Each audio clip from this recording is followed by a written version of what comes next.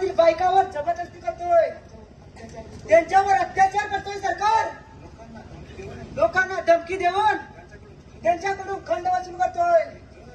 आणि जर कुणी खंड वसूल करून देत नसेल तर त्याला चापकाने मार मारून त्याची कातडी करून टाकतोय सरकार आणि त्याला रक्तबंबाळ करतोय.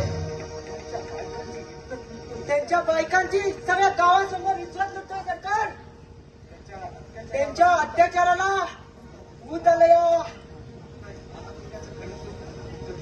आता या महिन्याचा फंड तो कधी वसूल करणार आहे सरकार? या महिन्याचा खंड तो आजच वसूल करणार आहे. मग त्याचा मात शिरलाच पाहिजे. रात्री 11 वाजता कोणत्या ठिकाणी?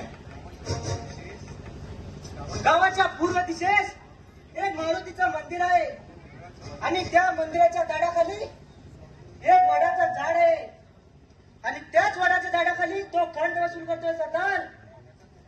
त्याचा तो खंड वसूल करण्याचा कायमचा धंदा आहे. असं काय? सावकारा, आता तुझं एक भरलंय म्हणायचं. बदनाशानो, तुम्हाला वाटलंय काय आम्हाला विचारणारे कोणी नाही?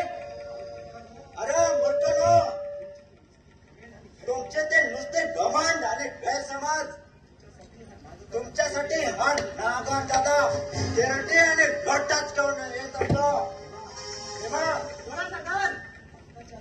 आत्ताच्या आत्ता जा आणि आपल्या साथीदारांना तयार व्हायला सांग. म्हणावं चंद्रपूरला जायचंय. किती वाजता सरकार तयार होणार कोण? ते 10 वाजता येथूनच जायचं आहे आणि 11:30 वाजता त्या सावकाराच्या घरावर हल्ला करायचा आहे म्हणून. ठीक आहे सरदार, मी आता जाऊन त्याला तयार यायला सांगतो. जा भीमा, जा.